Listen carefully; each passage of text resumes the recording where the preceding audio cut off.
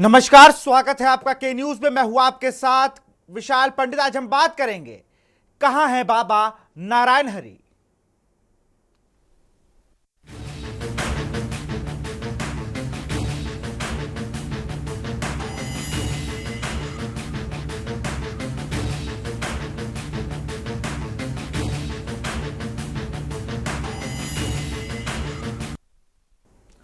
हर तरफ बिखरी लाशें, जगह जगह तड़पते लोग, सत्संग स्थल से लेकर पूरे रास्ते तक और यहां तक अस्पताल तक में तवे की तरह तपती धरती पर छटपटाती इंसानियत।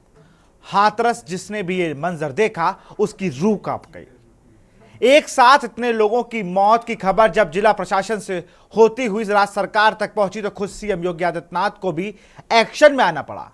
हादसे के बाद पूरे इलाके से लेकर हाथरस के अस्पताल तक मंजर दिल को कचोटने वाला था। जगह जगह लोगों की लाशें पड़ी थी। जो बच गए थे वो अपनों की तलाश कर रहे थे, लेकिन इन सब के बीच सबकी जुबान पर बस एक ही सवाल है, आखिर सत्संग कराने वाले बाबा नारायण हरि साकार कहां है? ये सवाल आज भी यक्ष प्रश्न बना हुआ है। हादसे के बाद से बाबा लापता है, बाबा के सेवादार लापता है। सवाल है आखिर इन्हें कौन बचा रहा है? आखिर आयोजन में लापरवाही की जिम्मेदारी जिला प्रशासन पर कब तय होगी? क्या लापरवाही के जिम्मेदार जिले के डीएम, एसडीएम और जिले के कप्तान नहीं हैं? अगर है तो फिर एक्शन में देरी क्यों? इस रिपोर्ट को देखिए।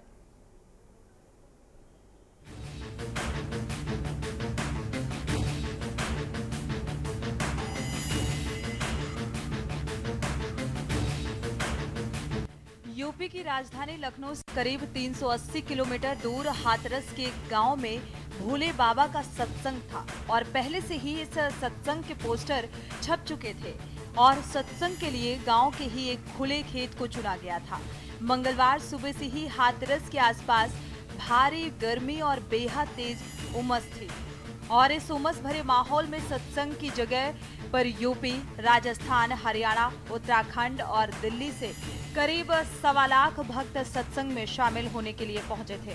लेकिन सत्संग खत्म होने के बाद जैसे ही बाबा नारायण साकार वहां से निकला, वहां मौजूद भक्तों की भीड़ वहां से निकलने के लिए या यूं कहें कि बाबा के चरणों की धूल लेने के लिए दौड़ पड़ी और फिर वो हुआ जिसने पूरे देश को दहला कर रख दिया। मंगलवार को भोले बाबा का सत्संग ठीक ठाक निपट चुका था।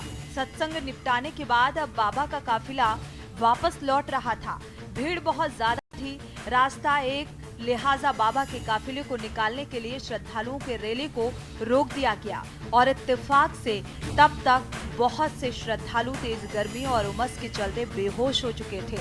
उन्हें जल्द से जल्द वहां से निकालना चाहते थे, लेकिन बाबा के काफिले की वजह से उनका रास्ता रुका हुआ था और बस यहीं से भगदड़ की शुरुआत हुई। एक ऐसी भगदड़ जिसमें एक बार जो गिरा फिर वो उठ नहीं पाया और हमेशा के लिए सो गया। गिरने वालों में ज्यादातर महिलाएं, बच्चे और बुजुर्ग थे। देखते ही देखते हजारों पांव तले 100 से ज्यादा जिंदगियां कुचल गईं। अब रास्ते पर हर तरफ बस लाशें पड़ी थी। तबाही, मौत, चित्कार और कंदरन की तस्वीरें यूपी के हाथरस से सामने आई। हाथरस के सिकंदराव इलाके में एक सत्संग में भगदड़ के भूत ने ऐसा कोहराम मचाया कि देखते ही देखते पूरे इलाके में लाशें ही लाशें बिछ गईं। अब इसे शासन की और प्रशासन की लापरवाही कहें, सत्संग के आयोजकों की नासमझी या फिर कुछ और। सिर्फ एक काफिले से आगे निकलने के चक्कर में लोगों के बीच ऐसी अफरा तफरी मची कि देखते ही देखते इस अफरा तफरी ने भगदड़ की शक्ल अख्तियार कर ली। ये सत्संग एक बाबा का था, नाम है नारायण हरि साकार। और अब इन बाबा के अनुयायियों का रेला कितना बड़ा है, इसका अंदाजा आप इसी बात से लगाइए कि इस एक अकेले सत्संग में करीब 1.25 लाख लोग पहुंचे थे और इतनी भीड़ के बीच इस भीषण उमस भरी गर्मी में बदइंतजामी के आलम में कई लोगों की हालत पहले ही बेहोश हो जाने की जैसी थी। ऊपर से भगदड़ मचते ही मानो मौत के पंजे ने यहाँ लोगों को कुचलना शुरू कर दिया और इस भगदड़ का सबसे ज्यादा शिकार महिलाएं और बच्चे हुए, जो भागने की कोशिश में नीचे गिरते गए और ऊपर से भीड़ उन्हें कुचलती हुई आगे बढ़ती गई। सवाल है, आखिर इस हादसे का जिम्मेदार कौन है? जिस बाबा के सत्संग में मौत का तांडव हुआ वो बाबा अब तक फरार क्यों है? आखिर क्यों आयोजन में लापरवाही की जिम्मेदारी जिला प्रशासन पर कब तय होगी? क्या लापरवाही के जिम्मेदार जिले के डीएम, एसडीएम और जिले के कप्तान नहीं हैं? अगर हैं तो फिर एक्शन में देरी क्यों? स्पेशल डेस्क के न्यूज इंडिया। हाथरस में दर्दनाक हादसे का सीएम योगी आदित्यनाथ ने संज्ञान लिया। सीएम योगी आज हाथरस पहुंचे, घायलों से मिले और फिर मीडिया को संबोधित किया। मीडिया से बातचीत में सीएम योगी ने क्या कुछ कहा, आपको सुनाते हैं। ये कार्रवाई अब प्रारंभ होगी और प्रारंभिक जांच के बाद आगे की कार्रवाई हम लोग आगे बढ़ाने का कार्य करेंगे। यह यहाँ की घटना के बारे में था और जुडिशल इंक्वायरी के बारे में आज ही इसके नोटिफिकेशन शासन के द्वारा भी जारी हो जाएगी। महाराज जी,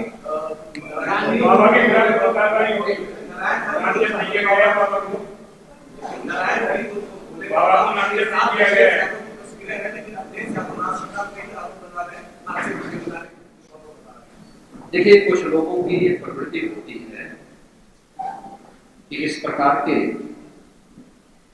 दुखद और दर्दनाक घटनाओं में भी राजनीति ढूंढते हैं और ऐसे लोगों की ये फितरत है कि चोरी भी और सीना चोरी भी। यह हर व्यक्ति जानता है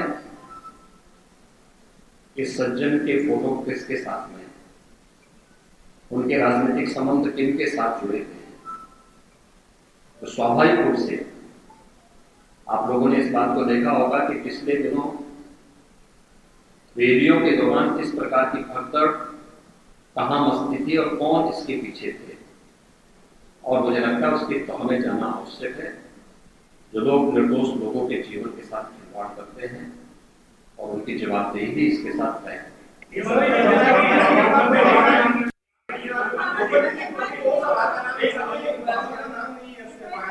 दूसरी चीज आपने कहा कि ऐसे आयोजनों में प्रशासन को घुसने की इजाजत नहीं होती है, तो ऐसा क्यों होता है कि क्या ये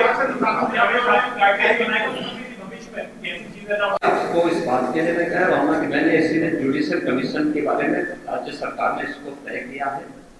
हम इसके बहुत निष्कर्ष पर आएंगे और इस प्रकार के बड़े बड़े आयोजन हम लोग करते रहे, लेकिन कहीं भी कोई इस प्रकार की चीजें नहीं आई है। और मुझे लगता है हम लोगों ने इस प्रकार के बड़े बड़े आयोजन हमेशा किए हैं। कुंभ जैसे बड़े आयोजन किए हैं, बड़े बड़े कार्यक्रम होते रहे हैं, लेकिन इसीलिए मैंने कहा कि इसकी तह में जाना आवश्यक है कि आखिर इसके पीछे कौन लोग इसके लिए जिम्मेदार हैं। राज्य सरकार ने और केंद्र सरकार ने, देखिए कि एफआईआर एप्लीकेशन परमिशन के लिए जिन लोगों ने दी थी, प्रथम दृष्टया पहले एफआईआर उनके खिलाफ होती है और इसके बाद फिर उसका दायरा बढ़ता है। ये सभी अन्य लोगों के दायरे में जो भी इसके लिए जिम्मेदार होंगे वो इसमें है। जो निर्दोष लोग इस पूरे हादसे के शिकार हुए हैं, उनके जो नाबालिग बच्चे हैं, जो स्कूल में पढ़ने वाले बच्चे हैं, उनको हम उत्तर प्रदेश मुख्यमंत्री बाल सेवा योजना के अंतर्गत उन बच्चों की पढ़ाई की व्यवस्था हम लोग राज्य सरकार से करवाएंगे। उन्हें जिस भी स्कूल में पढ़ रहे होंगे, जिन भी संस्थाओं में पढ़ रहे होंगे, या उनके स्कॉलरशिप आदि की व्यवस्था के लिए भी राज्य सरकार ने तय किया है। और प्रत्येक मृतक के परिवारजन को भी केंद्र और राज्य सरकार मिलकर के 4 लाख रुपए की सहायता, गंभीर रूप से घायल व्यक्ति को 1 लाख रुपए की सहायता दे रही है। धन्यवाद।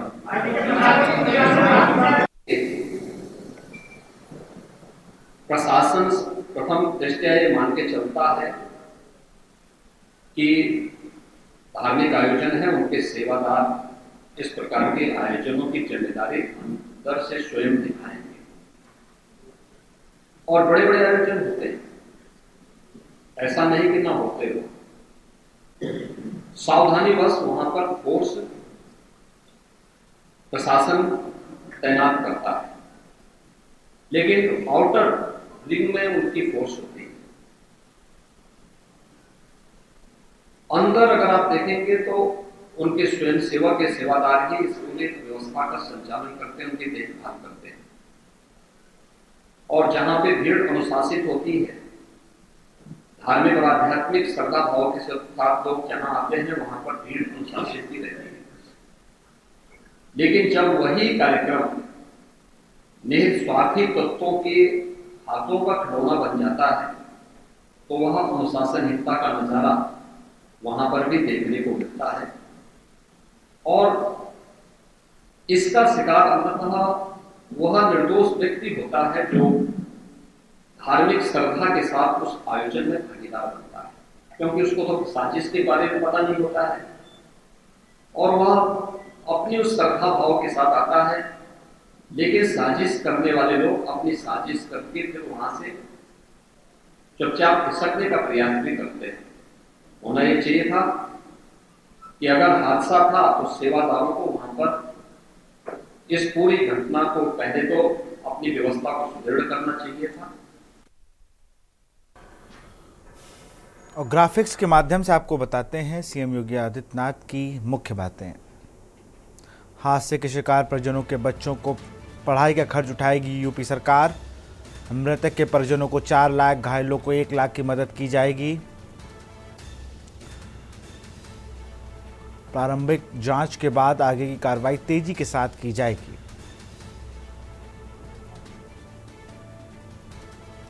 मजिस्ट्रेट जांच के लिए नोटिफिकेशन शासन आज ही जारी करेगा। व्यवस्था को सुधारने की जिम्मेदारी आयोजकों को करनी थी।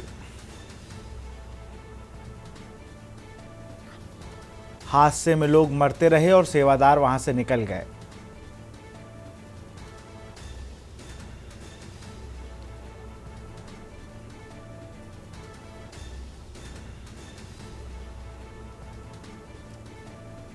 हर व्यक्ति जनता के लिए सज्जन की फोटो किसी के साथ में है। अब 5 सवाल जो इस हादसे को लेकर पूछे जा रहे हैं। भीड़ काबू करने में प्रशासन क्यों फेल हुआ? मौत की भगदड़ का जिम्मेदार कौन? सत्संग में भीड़ कैसे हो गई बेकाबू? प्रशासन की बदइंतजामी से हुआ हादसा।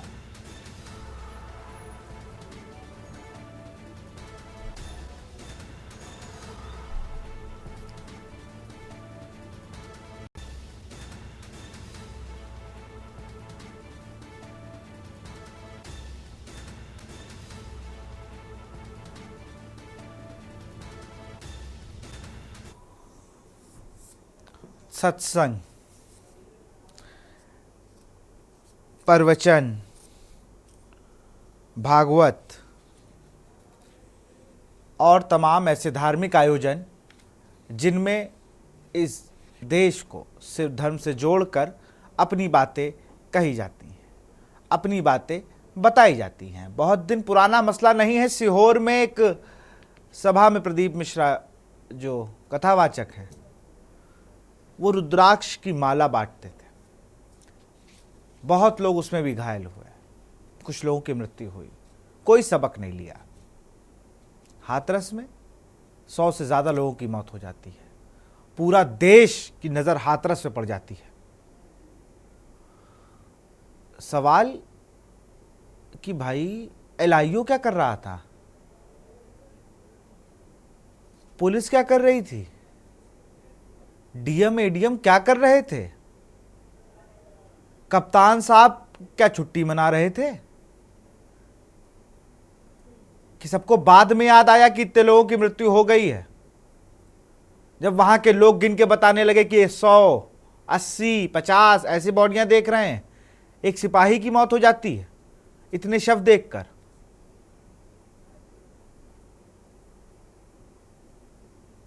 हर बार इस राज्य में जब भी कोई बड़ी घटना होती है एलआईओ का फेलियर सबसे पहले सामने आता है। वो क्या खुफिया जांच करता है, किससे मिलता है, उसे कुछ नहीं पता। वो चाहता तो ये रुक सकता था, उसके पास पूरी अपडेट थी, लेकिन नहीं। अगर यहां पर किसी बॉलीवुड सिंगर या किसी नेता का कार्यक्रम हो रहा होता तो कम से कम 200 एम्बुलेंस लग गई होती इतने बड़े कार्यक्रम में, और यही पुलिस सारा काम मैनेज करके दे रही होती। लेकिन गरीब हैं, ये थोड़ी कॉन्सर्ट में जाते हैं। कॉन्सर्ट होता तो पुलिस वालों को भी मजा आता, डीएम साहब को भी मजा आता कि भैया चलिए एक सिंगर के साथ, एक एक्टर के साथ फोटो खिंच गई। अब गरीब लोग हैं, आस्था से जुड़े हैं, और बाबा अपने आप को बता रहे हैं कि बिल्कुल कोट पैंट टाई विदेशी पोशाक में अपने आप को बाबा कह रहे हैं, अब भागे भागे फिर रहे हैं। एलआईयू कर क्या रहा था? इतनी भीड़ कहां गई? अस्पतालों की एम्बुलेंस कहां गई जिस पर छाती पीटते हैं कि हमने इतना विकास कर दिया? समय नहीं मिला है। दिल्ली में संगठन प्रभारी से मिल रहे हैं ब्रिजेश पाठक, लेकिन हाथरस नहीं पहुंच पाए। इतनी मौतों के बाद भी अगर सवाल नहीं पूछ सकते हैं, किसी से कोई बात नहीं कर सकते हैं, तो काम करने की जरूरत नहीं है किसी को। दूध की बोतलें, वहां चप्पलें जो पड़ी हैं बच्चों की, वो सवाल पूछ रही हैं इस नाकाम सिस्टम से। जिन्हें आईपीएल के मैच कराने में रुचि होती, वहां कोई दिक्कत ना हो जाए, वहां पूरे प्रदेश की पुलिस लगा दीजिए। कोई शूटिंग हो रही हो तो बिल्कुल किलाबंदी कर दी जाए। लेकिन सत्संग है, यहां थोड़ी कोई एसी में बैठने वाला आएगा। यहां तो गांव के गांव लोग आ रहे हैं जिन्हें 5 किलो राशन देते हैं आप। उनकी क्या हैसियत है इस देश में? कुचल के मर जाए। सिर्फ पैर छूने गए थे जिनके लिए अपनी आस्था है, और वो चले गए। भाई साहब, अरे गिरफ्तार कर लेते कि आपके पकड़ लेते, बैठा लेते, वो भी नहीं कर पाए। अब लोकेशन ट्रेस कर रहे हैं, पुलिस भी लोकेशन ट्रेस कर रही है, बता रहे हैं मैनपुरी में है, यहां है, वहां है। कोई कहने में गुरेज नहीं है। इन 100 मौतों का जिम्मेदार कोई एक बिल्कुल 4,000 रुपए की बाउंसर की नौकरी करने वाला, 10,000 की नौकरी करने वाला ही फंसेगा। वहां तक तो हाथ पहुंचेंगे ही नहीं। जो अपने आप को शिव का अवतार बताता है, मजाक है। शिव के अवतार हुए जा रहे हैं सब लोग, भगवान के अवतार हैं। सूट पहन के अवतार देख रहे हैं, पिक्चर की शूटिंग चल रही है वहां, और लोग मर रहे हैं और भागे भागे फिर रहे हैं। जिन भक्तों से आपको इतना प्रेम था तो उन्हीं के बीच आ जाते, सार्वजनिक माफी मांगते, भाग क्यों गए? डर लग रहा था इन्हीं भक्तों से, पैर छुआने में दिक्कत हो गई थी। इसी पर चर्चा करेंगे। हमारे साथ अनीस अंसारी हैं, बीजेपी नेता, धर्मेंद्र सिंह हैं हमारे, एटा से ज्ञानेश कुमार है। सबसे पहले अनीस अंसारी के पास ही चलूंगा। अनीस जी, ये सिस्टम का फेलियर नहीं है, ये कह दीजिए कि ये भी साजिश है विपक्ष की, ये फेलियर नहीं है बिल्कुल। और इतने बड़े हादसे के बाद भी कोई बड़ा एक्शन नहीं है। अब तक तो 2, 4, 5 के घर गिर चुके होते बुलडोजर से।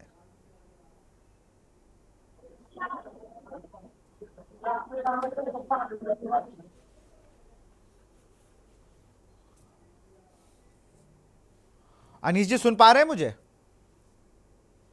जी, मैं कह रहा हूं इस पे क्या एक्शन है, किससे सवाल किए जाएं? मुख्यमंत्री मोर्चा संभाले हुए ये DM, SP, SSP, IG range कर क्या रहे थे वहां? इनके पास एलआईयू क्या काम है? इनका काम तो कोई जाने। देखिए, सबसे पहले तो जो लगभग 121 मौतें हुई हैं उस पर मैं मतलब सहानुभूति पूर्वक यही कहूंगा कि ये दुखद घटना है। इसकी जितनी निंदा की जाए वो कम। दूसरा, मैं आपको ये बता देना चाहता हूँ, जो लोग देख रहे हैं इस चैनल को, उन सभी को मैं ये बता देना चाहता हूँ, इसकी एक प्रक्रिया होती है, किसी भी आयोजन की एक प्रक्रिया होती है, जिसमें कि एसडीएम से या संबंधित विभाग से एक अनुमति मांगी जाती है।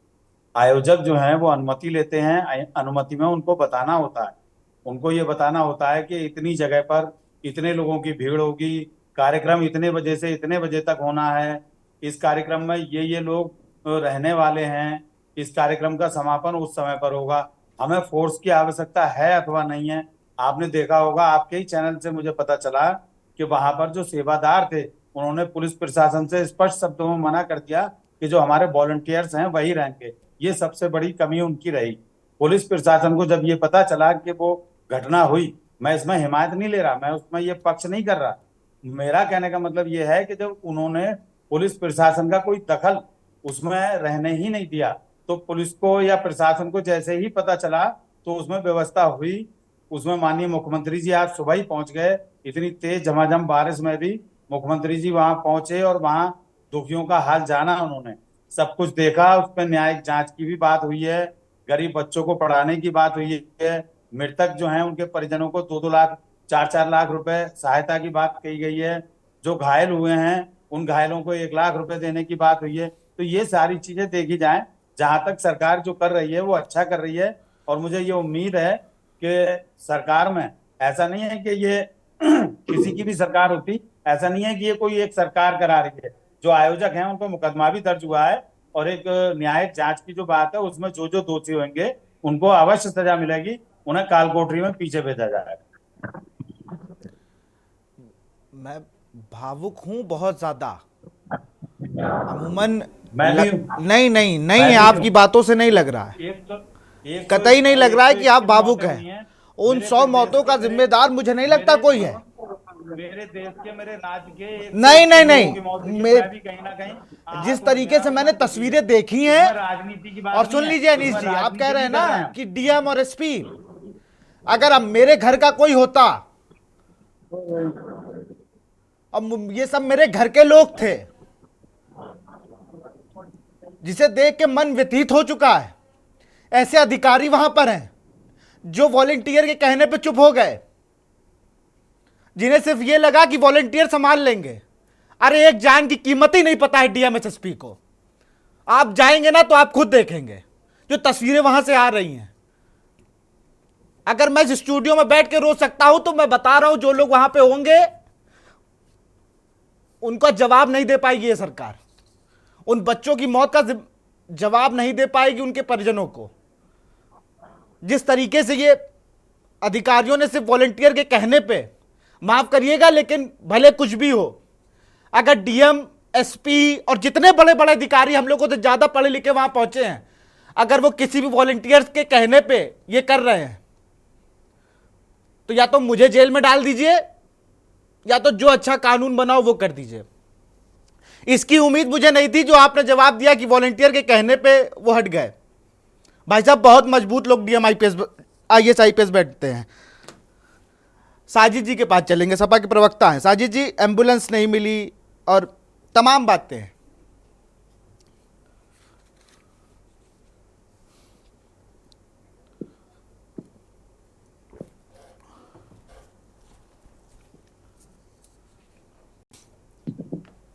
विशाल जी, कुछ आपकी आवाज जो है वो प्रॉब्लम हो रही है आंदोलन में। आवाज आ गई आपको? अभी सवाल पूछिए। अभी अभी आपको आवाज आ रही है?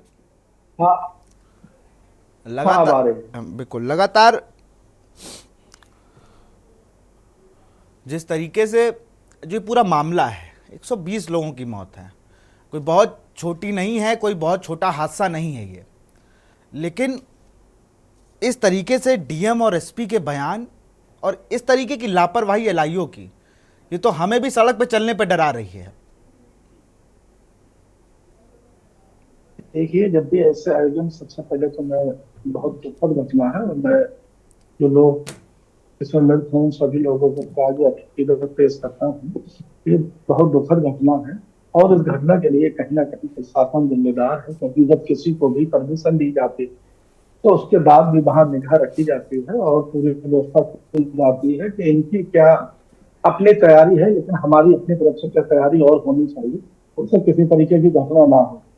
तो जब परमिशन दी गई थी तो उसके बाद ये भी बताया जा रहा है, मुझे अभी कुछ मीडिया सूत्रों से ही जानकारी मिली है कि वहाँ खुफिया तंत्र जो है एलआईयू इंटेलिजेंस ने सूचना दी थी कि यहाँ भीड़ इतनी बड़ी संख्या में पहुंचेगी, लगभग 2 से 2.5 लाख के आसपास, तो उसके लिए तैयारी और की जानी चाहिए, लेकिन उसके बाद भी तैयारी नहीं की गई।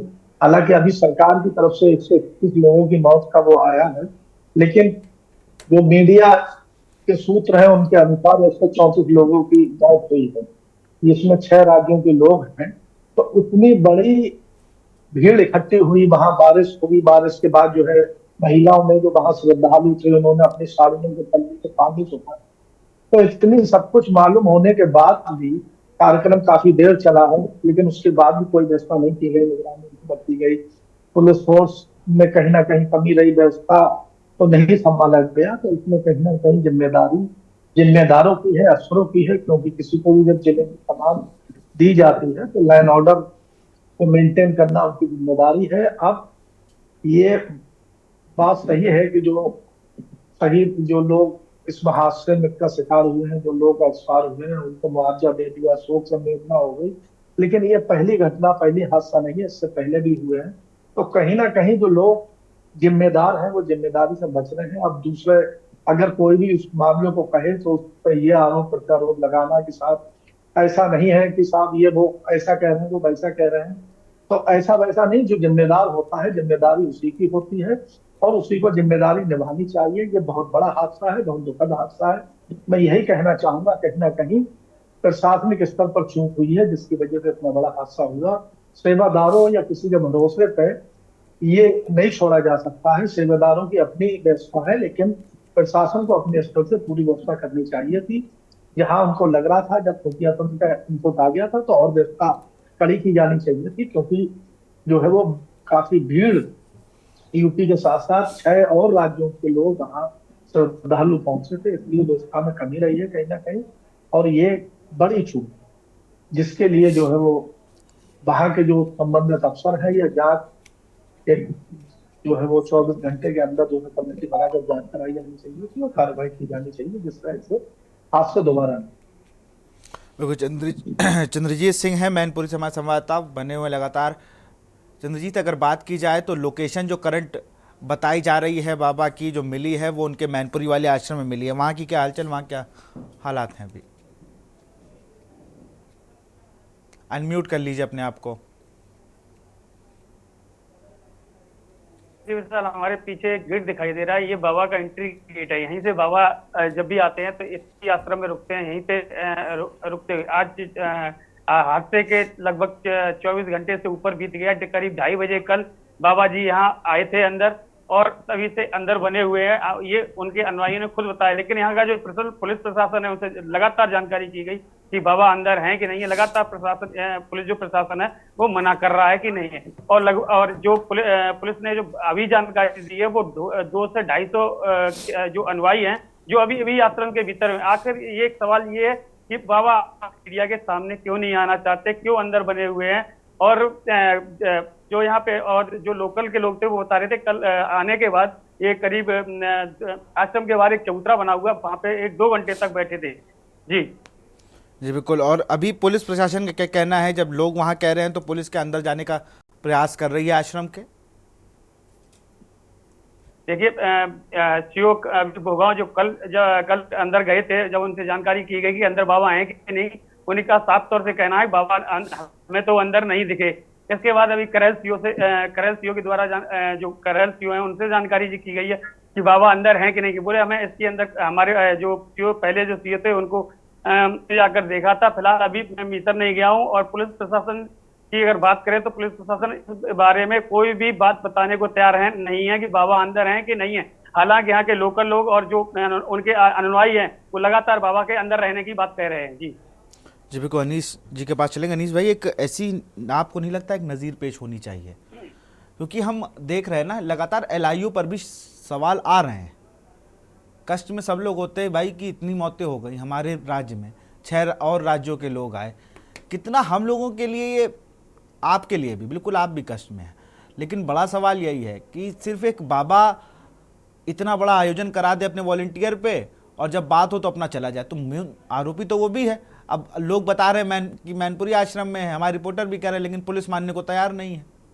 और 200 अनुयायी उनके फिर अभी इसमें आए हैं आश्रम के अंदर।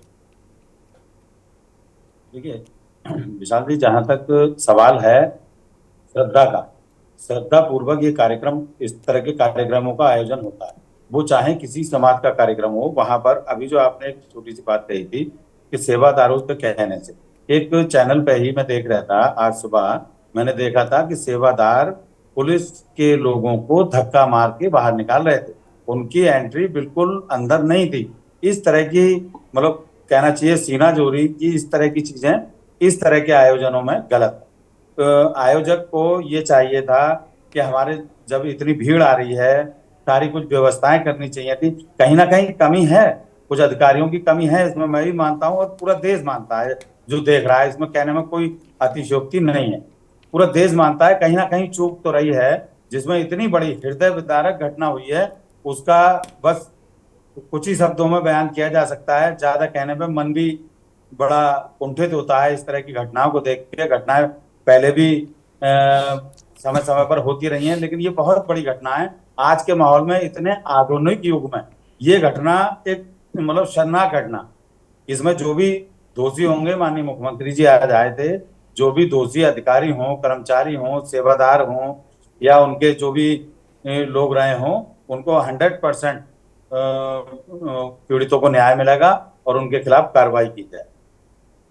और मुझे तो लगता है जिस तरीके से पहली बार नहीं है, हर महीने के पहले मंगल सत्संग होता है और हर बार वो ऐसे मना करेंगे। लेकिन हम अपने राज्य चलिए, अपने यहाँ के लोग हैं, सिर्फ हाथरस के लोग होते तो ठीक है, लेकिन ये भी जानना होगा कि ये जो लोग हैं ये 6 राज्यों से और आ रहे हैं, तो उनकी भी तो हमें सिक्योरिटी करनी चाहिए।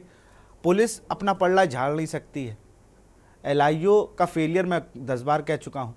DM को, मुझे आपको नहीं लगता कि DM को बहुत स्ट्रिक्टली कहना चाहिए कि भाई साहब यहाँ मेरे ज़िले में आयोजन कराना है तो मेरे हिसाब से कराना होगा, आपके वॉलंटियर नहीं, यहाँ पर पुलिस की सुरक्षा व्यवस्था साथ में होगी, मत हटाइए उनके वॉलंटियर को। लेकिन ऐसा होता रहा है कि मुझे पता है कि क्रिकेट टूर्नामेंट की परमिशन लेने के लिए मुझे 5 बार तो सिर्फ कोतवाली और फायर ब्रिगेड के उसमें ही जाना पड़ा था, और उसके बाद भी मिली नहीं तो हम करा नहीं पाए।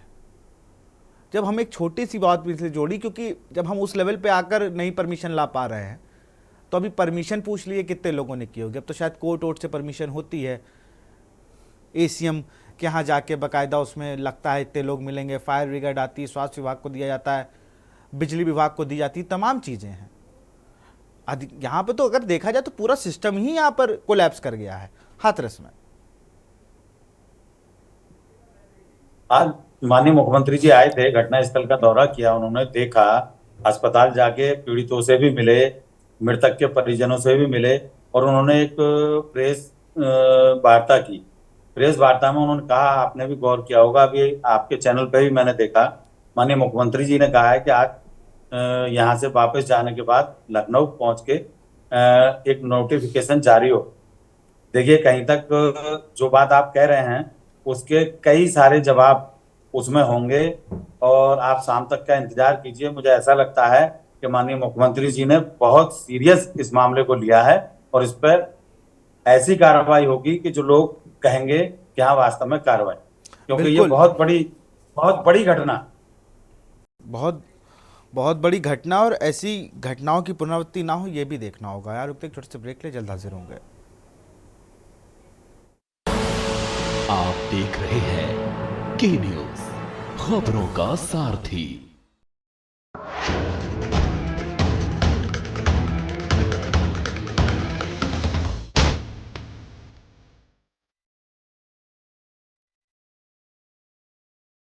देश के हर गांव, हर शहर उठेगी खबरों की लहर। रोज होगी आपकी बात, जब मैं करूंगी देश की बात।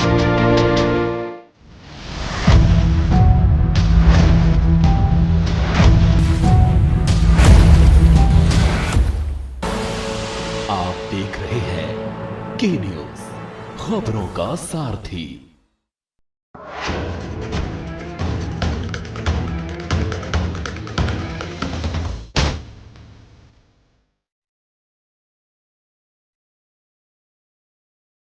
देश के हर गांव, हर शहर उठेगी खबरों की लहर। रोज होगी आपकी बात, जब मैं करूंगी देश की बात।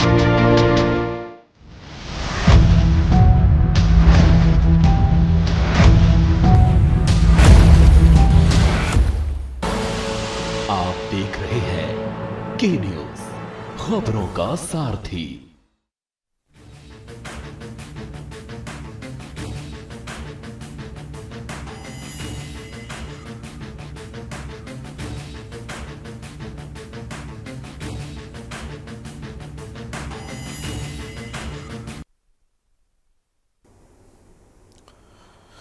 ब्रेक के बाद आपका स्वागत। सीधे रुख करते हैं मोहम्मद साजिद का। मोहम्मद साजिद, आपके राष्ट्रीय अध्यक्ष और लखनऊ से सांसद अखिलेश यादव ने सरकार पर सवाल उठाए। सरकार ने कहा कि भाई ये इन्हीं के लोग हैं, तो ये तो अखिलेश यादव के करीबी हुआ करते थे। राजनीति तो शुरू हो गई इस चीज़ पर। मेरा मतलब है कि राजनीति लोग अपना काम करेंगे, लेकिन आप साजिद भाई पूर्व में पत्रकार भी थे और पत्रकार हमेशा ही रहते हैं, बस अब आपने राजनीति की ओर अपना कदम बढ़ाया। आपको नहीं लगता कि जिस तरीके से एक और मथुरा के आसपास ही मुझे लगता है एक बार कोई बवाल हुआ था, कोई राम वृक्ष शायद नाम था उनका, उस पर कितनी तेज एक्शन लिया गया था, जो अपने आप अकेले सरकार बना रहा था, वो अपना कानून चलाना चाह रहा था। यहाँ पर भी लगभग वही है कि पुलिस की एंट्री नहीं होगी, पुलिस का कोई इंटरफेयर नहीं होगा। आपकी सरकार में ही हुआ था वो लगभग 13-14 के करीब। तुरंत कार्रवाई हुई थी और जो लोग उसमें आरोपी थे सबके खिलाफ कार्रवाई करके जेल भेजा गया था। और रही बात मिलने मिलाने की, तो जो लीडर होते हैं उनसे कौन कौन आदमी कब मिल रहा है ये कोई पता नहीं होती। लोग आते हैं मिलते हैं, लेकिन अब वो आगे चलकर 5 साल बाद 3 साल बाद क्या अपराध करेगा ये किसी को जानकारी नहीं होती। और जो अपराधी है उन पर भी भाजपा की तरफ से कार्रवाई नहीं होती। जैसे अभी बेबी राम का मामला है, जिनका परीक्षा में और उनका वीडियो भी वायरल हुआ है, लेकिन कोई कार्रवाई नहीं हुई। तो ये अब कार्यक्रम हुआ था, ये सरकार की जिम्मेदारी थी, प्रशासन की जिम्मेदारी थी कि उसके लिए परमिशन जब दी थी तो व्यवस्थाएं भी होनी चाहिए थी। अगर ऐसा कुछ लग रहा था तो परमिशन नहीं दी जानी चाहिए थी, प्रोग्राम नहीं होता। जो आयोजक है, तो ये जो सरकार है अपनी जिम्मेदारी से कहीं ना कहीं भागने से कोई फायदा नहीं होगा। ये केवल हमेशा मुद्दों को भटकाने का कार्य करते हैं। इसको उसमें जांच कमेटी बैठाई जानी चाहिए और जो भी संबंधित अफसर है, क्योंकि बाहर जो डीएम है वो आप ये समझिए कि बाहर आईएएस है, आशीष कुमार जी, वो 2015 बैच के आईएएस है और यूपीएससी में उन्होंने उनकी 15 रैंक थी, 15 रैंक थी। तो इतने काबिल अफसर हैं और अभी 7 दिन पहले उनकी पोस्टिंग हुई है, लेकिन वो भी इस मसले को नहीं समझ पाए। कहीं ना कहीं देखिए प्रशासन की चूक है और प्रशासन ने परमिशन देने से पहले ही ये सारी चीजों की जांच होती है। जांच रिपोर्ट आने के बाद पुलिस से लेकर एलआईयू और फायर ब्रिगेड सबकी जांच रिपोर्ट आने के बाद ही जो है वो किसी आयोजन के लिए परमिशन दी जाती है। तो जब परमिशन दी गई थी तो व्यवस्थाएं करनी चाहिए थी और जो है वो व्यवस्थाओं में कहीं ना कहीं कमी रही है। ये नहीं डाल सकते कि साहब वो नहीं दे रहे थे, उन्होंने रोक लगाई। अगर उन्होंने रोक लगाई या वो कहीं ना कहीं दिक्कत कर रहे थे तो प्रशासन के पास अपनी पावर्स होती है, अपने वो फोर्स को भेज सकती थी, अपने उससे पहले ऐसे लोगों के खिलाफ कार्रवाई कर सकती थी। या अगर ऐसी स्थिति इससे पहले भी हुई, क्योंकि इनका कोई पहला सेशन नहीं है, इसमें काफी समय से लगातार संसद करा रहे हैं, चाहे मैनपुरी हो चाहे आगरा हो। उन्होंने सबसे पहला सेशन आगरा से शुरू कराया था 15 साल पहले। आगरा के सागर में इनका 15 साल पहले जो वो सेशन हुआ था। तो प्रशासन उनसे वाकिफ है और कोई पहली बार सेशन नहीं हुआ है। तो अगर ऐसा था तो उनको अनुमति नहीं दी जानी चाहिए थी कार्यक्रम की, और कार्यक्रम नहीं होता तो ये इतना बड़ा हादसा नहीं हो पाता। और अगर दी गई थी तो वो पूरे व्यवस्थाएं की जानी थी और व्यवस्थाएं करने के बाद ये जो है वो शुरुआत होनी चाहिए था। पर्याप्त फोर्स लगाया जाना चाहिए था, सेवादारों को अपनी व्यवस्था करनी देनी चाहिए थी, लेकिन प्रशासन को अपनी तरफ से पूरी व्यवस्था करनी चाहिए थी और सेवादारों की व्यवस्थाओं पर उम्मीद या उन पर भरोसा नहीं किया जाना चाहिए। बिल्कुल, मैं मैनपुरी से चरणजीत का रुख करूंगा। चरणजीत, एक सीओ करहल को लगभग एक एफआईआर या कुछ अहम दस्तावेज मिले हैं जिसमें ये भोले बाबा को मैनपुरी में के शाहगंज में, आगरा के शाहगंज में 2000 सन 2000 के करीब एफआईआर हुई थी, जेल भी गए थे उसमें। क्या ऐसा कुछ है?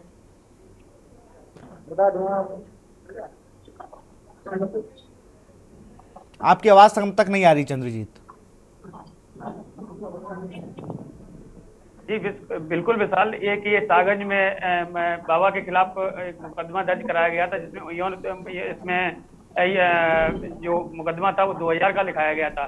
इसमें पुलिस को एक कॉपी मिली है। हालांकि ये 2000 की कॉपी, आज 24 साल हो गए, आगे पुलिस ने इस पे अभी तक कार्रवाई नहीं की। हालांकि जो सूत्रों से जानकारी मिली, हालांकि पुलिस इस पे कार्रवाई कर सकती है, लेकिन यहाँ का जो माहौल है, यहाँ का जो माहौल दिख रहा है, जो पुलिस प्रशासन लगातार बाबा को बार बार नकारने की बात कह रहा, बाबा यहाँ नहीं है, तो आखिर पुलिस, सवाल ये उठता है कि ये पुलिस यहाँ पर लगाई क्यों गई है। जी बिल्कुल। एटा से ज्ञानेश कुमार हमारे साथ बने। ज्ञानेश, अगर एटा की बात हम करें, वहाँ की क्या स्थिति और अभी आप कहाँ पर मौजूद हैं?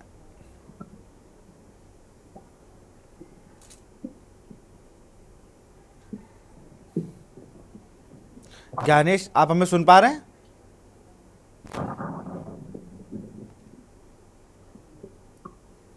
चलिए, मैं फिर रुक करूंगा अनीस अंसारी का। अनीस भाई, देखिए, इस तरीके से भी हमारे संवाददाता भी बता रहे हैं, आगरा के शाहगंज में एक केस दर्ज हुआ था।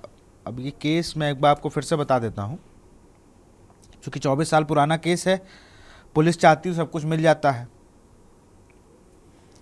इन पर आरोप लगा था अंधविश्वास और पाखंड फैलाने का। जेल भी गए थे कुछ दिन के लिए, और इस पर अब जांच पड़ताल कर रहे हैं सीओ करहल।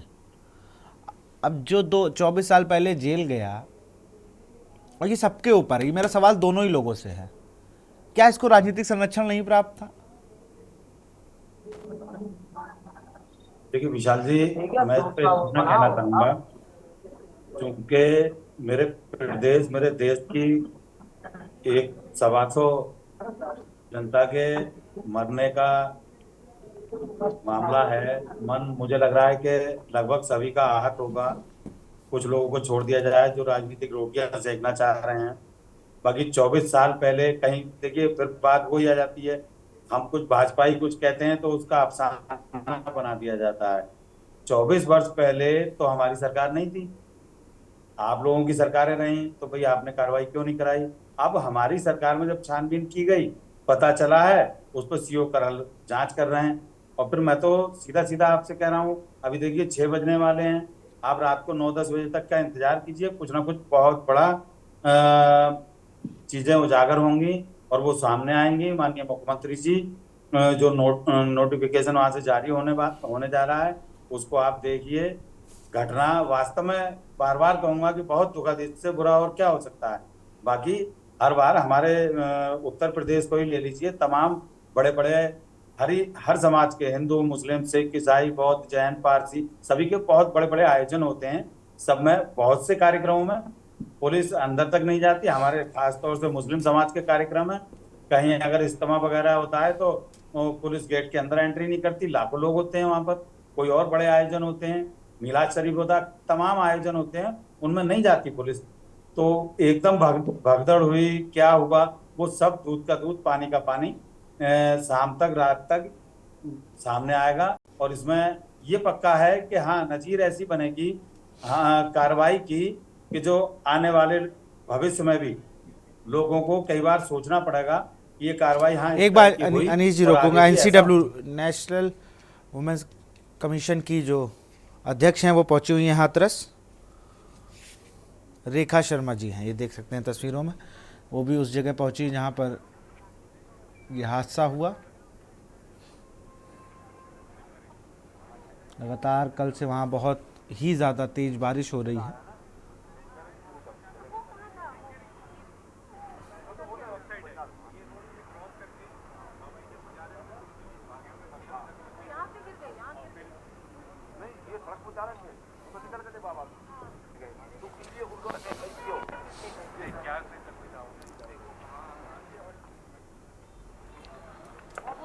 बिल्कुल साजिद भाई, मेरा भी सवाल आपसे वही है जो इनसे मैंने किया है कि जिस तरीके से 24 साल लग गए, मेरे पास तो वो समय है जब ये एंट्री हुई थी जेल में, कि घटना की दिनांक है जो वो 18/3/2000, समय 3 बजे, सूचना भी उसी समय दी गई है 4:30 बजे। पश्चिम की दिशा में हुई थी ये पूरी घटना आगरा के शाहगंज जिले में। तो पूरा जब जेल जाते हैं तो पूरा जो तामील कराई जाती है वो सारी चीज़ें हैं। लेकिन बड़ा सवाल ये, जब 24 साल पहले ही ये चीज़ हो गई थी, मैं नहीं मानता इन्हें महंत संत ये जो भी हैं, कतई नहीं मानता। आहत हो जाते हैं लोग। अगर एक आदमी भी उनके प्रवचन में आया है, सत्संग में आया है, सत्संग भगवान का होता है, ये भगवान के नाम पर रोटी सेक रहे हैं, ये धर्म के अपने आप को। मैं आऊँगा साजिद भाई, लेकिन राष्ट्रीय महिला आयोग के अध्यक्ष क्या कुछ कह रही सुन लेते हैं।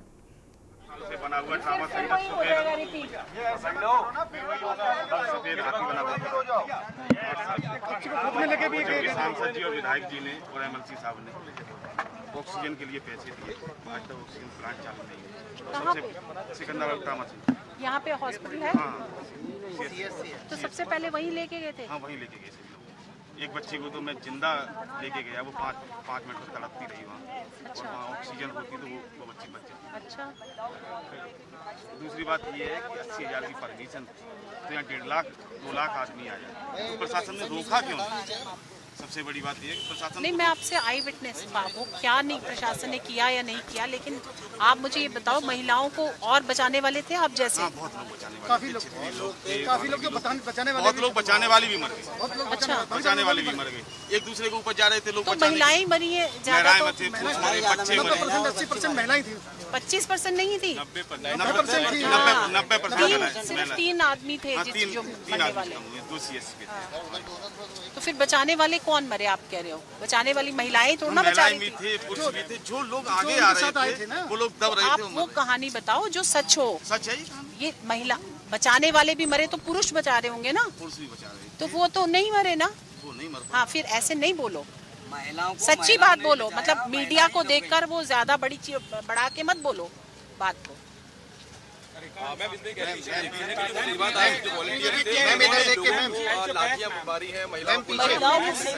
मैंने सुना है वो जो सेवक है, मैंने सुना है उन्होंने ही ये सारा गड़बड़ किया, और पुलिस से भी बात की तो उन्होंने FIR रजिस्टर किया है उनके अगेंस्ट। मैंने कहा है कि वो जो भी गुरु था उसके अगेंस्ट भी FIR होना ज़रूरी है, क्योंकि वही एक गलत काम कर रहा था, फ़ोटो नहीं खिंचाता था ताकि सामने ना आ पाए, कोई एविडेंस ना आ पाए, लोगों के ये रखवा लेता था फ़ोन्स वगैरह। तो ज़रूर कोई ना कोई गलत बात का है इस सारे उसमें। क्या कोई सोची समझी स्कीम थी या क्या है, वो पुलिस इन्वेस्टिगेशन में निकालेगी। लेकिन मेरा सबसे ज़्यादा जो वरी है जो कि महिलाएं ही सबसे ज़्यादा मरी हैं, और इस महिलाओं को बरगलाना इजी होता है क्योंकि वो पढ़ी लिखी नहीं थी और आई, और ऐसे गुरुओं से दूर रहने के लिए हम महिलाओं को किस प्रकार से अवेयर कराएं। कई बार ऐसी तस्वीरें आते हैं कि कई बाबा सामने आते हैं, महिलाएं उनकी बहुत फॉलोवर्स होती जी, इसीलिए हम यहाँ आए भी हैं, और जो जितने विक्टिम से मिल रहे हैं उनको भी अवेयर करा रहे हैं, उनकी काउंसलिंग भी कराएंगे, और आगे आने वाले वक्त में भी महिलाओं को काउंसिल करेंगे कि ऐसे जो ढोंगी बाबा हैं उनसे दूर रहें। एडमिनिस्ट्रेशन से भी हम अभी क्या कार्रवाई हुई है उसका हमने पूरा रिपोर्ट मांगी है। आगे आने वाले समय में भी जो भी इन्होंने एक टीम बनाई है उससे जो भी कार्रवाई करेंगे उसकी पूरी कार्रवाई हम पूछेंगे। कह रहे हैं कि अभी तक नाम FIR में नाम नहीं है, 2.5 लाख के आसपास श्रद्धालु जमा हो गए थे, तो मंजूरी किसी न किसी ने दी होगी? किसी ने मंजूरी नहीं दी थी, नहीं ये मंजूरी किसी ने नहीं दी थी। 80,000 की इन्होंने मंजूरी मांगी थी, लेकिन क्योंकि कोई वीडियो नहीं करने देते थे, इनके कोई फोटो नहीं खींचने देते थे, तो एडमिनिस्ट्रेशन के पास भी फोटो नहीं है कि कितने लोग थे। वो भगदड़ के टाइम के वीडियो हैं जिसमें नहीं पता चल रहा कि कितने लोग हैं, लेकिन उस टाइम कितने लोग थे किसी के पास ट्रू फिगर नहीं है, क्योंकि कोई फोटो, या जैसे पुलिस वाले भी जो मुझे मिले वो फोटो खींचने के लिए आए तो उसके फोटो उनके लोगों ने छीन लिया, फोटो नहीं खींचने दिया, तो इसलिए किसी के पास वो नंबर नहीं है कि कितने लोग मौजूद थे। FIR में अभी भी बाबा का नाम, हम उसीलिए आए हैं। FIR में बाबा का नाम नहीं है। मैंने यही बात की है कि उसका नाम, वो कह रहे हैं कि हम लोग जो ये चल रही है कार्रवाई जो उसमें उसका नाम आएगा तो हम उसको उसमें डालेंगे, FIR में नाम डालेंगे। मैम, SDM की रिपोर्ट बहुत क्लियरली स्टेट करती है कि 80,000 की जगह 2.5 लाख लोग यहाँ पे इकट्ठा हो गए थे। So do you think that the administration could have actually preempted and improved the situation? I talked to administration about this only, and I told them that you should have intervened. But their reply was, since there was no picture that there were 2 lakh people, now people are saying after this happened. But before that they were not allowing. So that means there was no law and order here. It was only that guru who was dictating the यहाँ terms. पर police की तैनाती थी, 72 पुलिसकर्मी तैनात किए गए थे और लोकल पुलिस की लेकिन जिम्मेदारी होती है कि वो बताए कि भीड़ ज्यादा आ गई है, पुलिस को अंदर नहीं जाने दिया जा रहा था और उन्होंने कहा था कि इसके बाहर रह के पुलिस रह सकती है, अंदर जो है वो सारे सेवक काम करेंगे। ये भी कहा जा रहा है कि पुलिस ने जिम्मेदारी वॉलंटियर्स को दी हुई थी कि आप ही नहीं, संभालिए। पुलिस ने नहीं दी थी, वॉलंटियर्स उनको पुलिस को अंदर नहीं जाने दे रहे थे और ऐसे में जहाँ धर्म की बात होती है वहाँ पुलिस भी कुछ नहीं कर पाती है। बड़े नेताओं के फोटोज आ रहे हैं बाबा के साथ, जो कुछ ना कुछ इशारा भी कर रहे हैं, कितना बड़ा साम्राज्य था। देखिए ये फोटो मैंने अभी तक देखी नहीं है, लेकिन हाँ ऐसे सुनने में आया है कि कुछ लीडर्स की फोटो है। अब ये जो कमेटी जो इसके ऊपर इन्वेस्टिगेट कर रही है, ये सारे क्वेश्चन भी करेंगे और उन लीडर्स से भी बातचीत करनी चाहिए। मैम आप एनसीडब्ल्यू के लेवल पर कुछ कॉन्स्टिट्यूट कर रहे हैं कमेटी? मैं तो खुद ही आई हूँ फैक्ट फाइंड करने के लिए और मैं खुद ही बात कर रही हूँ सारे एडमिनिस्ट्रेशन से।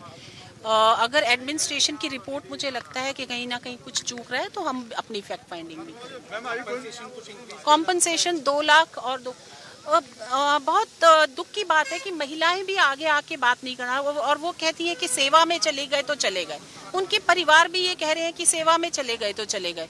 तो ऐसे में आप सोच सकते हैं कि अनपढ़ता कितनी ज़्यादा है, जो अभी तक जब इतना सब कुछ हो गया परिवार वाले नहीं आ रहे हैं सामने। मैंने भी कुछ लोगों से बात की और वो बोलते हैं हम तो 10 साल से सेवा कर रहे थे। तो बहुत मुश्किल है इनको आगे लाके कंप्लेंट कराना, तो कि आगे आए और कंप्लेंट करें तब तो हम भी उनके साथ खड़े होंगे। और सीधे रुक करते हैं, हमारे साथ लखनऊ से हमारे संवाददाता कौशलेंद्र उपाध्याय जुड़ चुके हैं। कौशलेंद्र, अगर बात की जाए तो आज सीएम योगी आदित्यनाथ जिस तरीके से हाथरस का पूरी कमान जो है अपने हाथों में लिए हुए हैं और एक्शन मोड पर नज़र आ रहे हैं। अब कहा जा रहा है कि शाम तक कुछ ना कुछ एक बड़ा जो आदेश है या नोटिफिकेशन है वो जारी हो सकता है। कौशलेंद्र।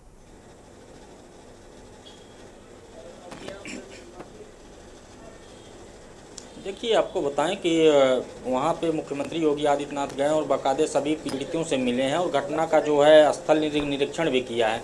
उसके बाद उन्होंने एक न्यायिक जांच की, जो जोन के डीजी हैं उसमें सभी लोग शामिल हैं। वो रिपोर्ट जब आएगी, क्योंकि जांच के तौर पे अभी तो एक्शन कुछ दिखा भी नहीं है। ज़मीनी हकीकत अगर देखी जाए कौन सा बहुत बड़ा एक्शन, एक FIR भी जो हुई है उसमें जो सेवादार जो आयोजक हैं उनके हुई हैं और जो बाबा हैं उनका जो है उनका उस FIR में नाम भी नहीं है। कार्यक्रम तो उन्हीं का था, वहाँ पे जो लोग मरे हैं उन्हीं के दर्शन के लिए गए थे, उन्हीं को देखने के लिए गए थे। तो ये सब चीज़ें अगर देखा जाए, अभी जो एक्शन की जो बात कही जा रही है तो उन्होंने एक कमेटी बनाई है, उसकी जब जांच रिपोर्ट आ जाएगी उसके बाद एक्शन लिया जाएगा।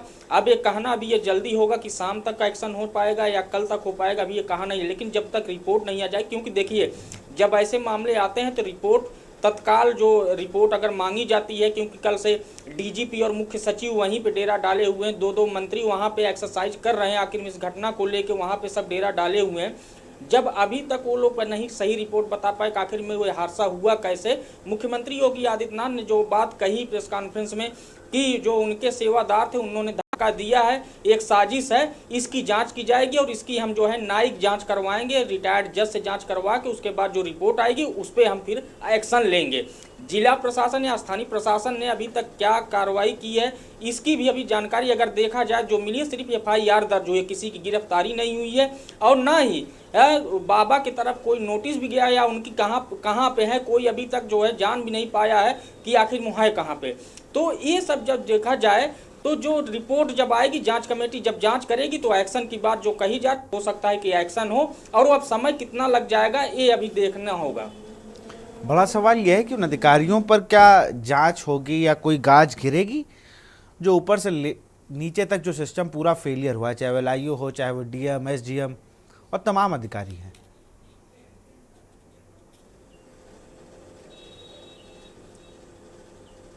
देखिए, अब एक्शन अगर लेना होता तो 24 घंटे से ऊपर हो गए हैं घटना को और जो मौत का आंकड़ा है वो बढ़ ही रहा है, 121 के ऊपर पहुंच चुका है। उसके बाद घायलों की जो स्थिति है वो सब मुख्यमंत्री योगी आदित्यनाथ ने अपने आंखों से देखा और स्थलीय निरीक्षण भी किया, जहां पे वो घटना हुई वहां पे वो गए हैं। जिस तरह से जो है सोचिए कि सबसे बड़ी बात की एक्शन क्या होना चाहिए कि सोचिए कि जो लोग दबे हैं, जिनके वहाँ हुए थे, जिनके सामान छूटे थे, सुनने में आया, देखने में भी विजुअल में लग रहा है कि उसके सामान सब खेतों में फेंक दिए गए थे। तो ये कहीं ना कहीं पूरे तानाशाही की तरह एक दरिंदगी की तरह वहाँ पे जो है काम किया गया है।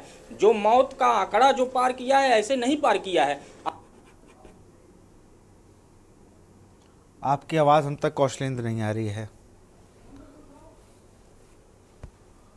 तो वहाँ पे घटना के बाद जी हेलो हेलो आगे अपनी बात को कंटिन्यू करें।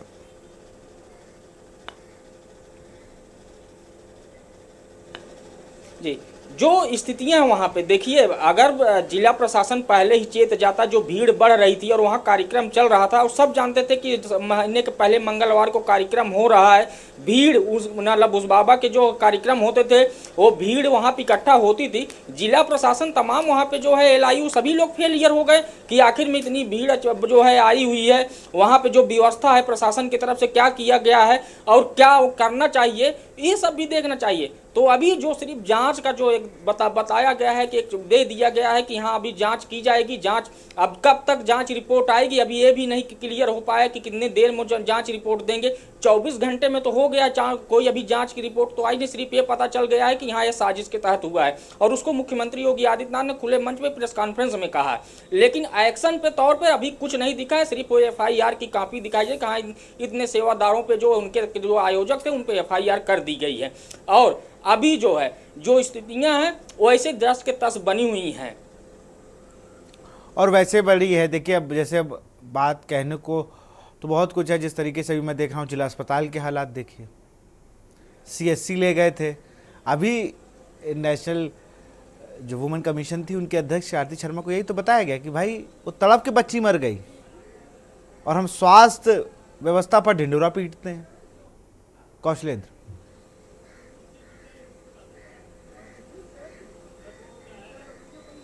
देखिए तमाम लोग गए, विपक्ष के नेता भी गए, वहाँ की स्थितियाँ देखे हैं, क्योंकि कल ही आप देखिए जिस तरह से घटना हो उसके बाद उस पर राजनीतिक रोटियां सेकने लगे लोग जो है, तो ये बहुत गलत बात है। और जिनके परिवार के लोग मरे हैं, जिनका घर उजड़ गया है, उनसे पूछिए कि उनके ऊपर क्या बीत रही होगी, या जो लोग हॉस्पिटल में मौत और ज़िंदगी के बीच में हैं उनसे पूछिए कि उनके ऊपर क्या हालत होगी। सरकारी अमला अगर इतना ही अच्छा होता तो कल ट्रीटमेंट में जो है इतनी देरी न होती कि घटना होने के 1.5 घंटे बाद वहाँ एम्बुलेंस पहुँचती है। उसके बाद जो वहाँ के सेवादार हैं, किसी तरह जो वहाँ के लोग थे जो वहाँ पे काम कर रहे थे, जो उनके अनुयायी थे, वो किसी तरह किसी गाड़ी से जो है ले जा रहे थे। बताया जा रहा है कि डॉक्टर जो CSC नज़दीकी जो जहाँ पे घटना हुई है वहाँ CSC है, CSC में जब लाशों का अंबार पहुँचा, वहाँ के डॉक्टर और नर्स जो थे वो खुद बेहोश हो गए थे।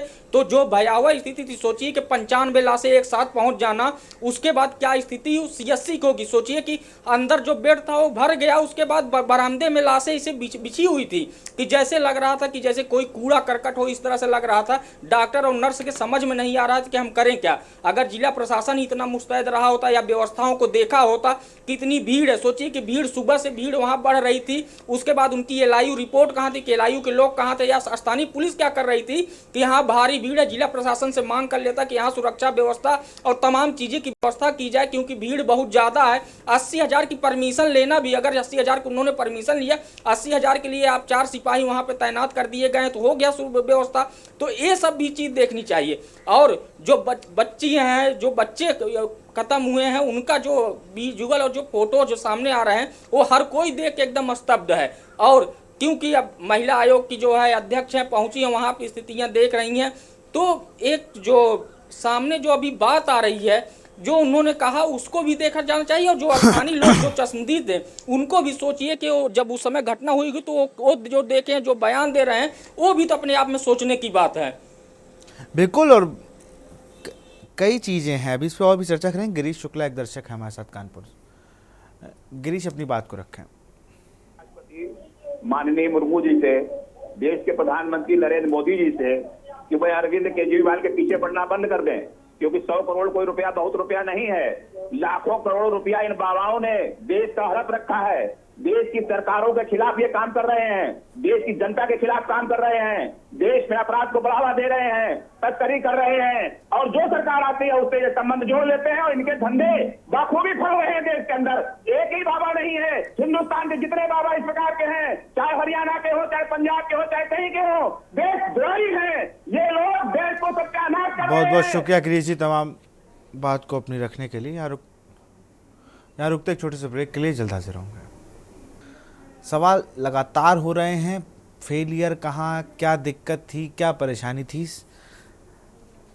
और सबसे बड़ा जो सवाल है, जो भीड़ आप देख रहे हैं ना, 80,000 की भीड़ को, जैसे कौशलेंद्र हमारे सहयोगी जो लखनऊ से, उन्होंने बहुत अच्छी बात कही कि भाई एक होता है कि आप बहुत अच्छे से व्यवस्थाएं करा रहे हो, मैं मान रहा हूँ कि अंदर नहीं जा सकते थे, फ़ोन में फ़ोटो नहीं खींच सकते थे सत्संग की, बहुत ही सेंसिटिव बातें करते होंगे, बहुत बड़े ज्ञानी होंगे।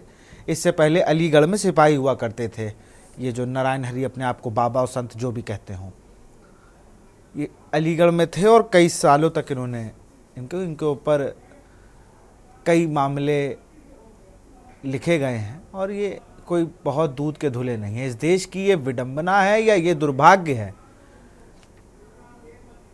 कि अपने आप को धर्म से जोड़ दीजिए और आप कुछ भी बता दीजिए कि तुम खीर खा लो, तुम काला पर्स रखने लगो, कुछ भी बता दो, अपने लोगों को खड़ा करो, उनको बताओ और सब अच्छा हो जाता है।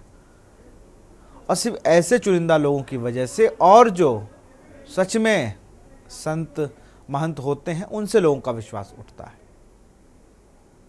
सिपाही थे, नौकरी कर रहे थे पुलिस की, 2-3-4 जगह थानों में सेवाएं भी दी, फिर चले आए, और फिर उसके बाद बन गए बाबा। और बाबा भी ऐसे वैसे नहीं, बाकायदा पिंक रंग का सूट पहनते हैं, चश्मा लगाते हैं। हमने तो कभी ऐसे संतों को देखा है जो सब कुछ त्याग के रहते हैं, आश्रम में बैठे हैं।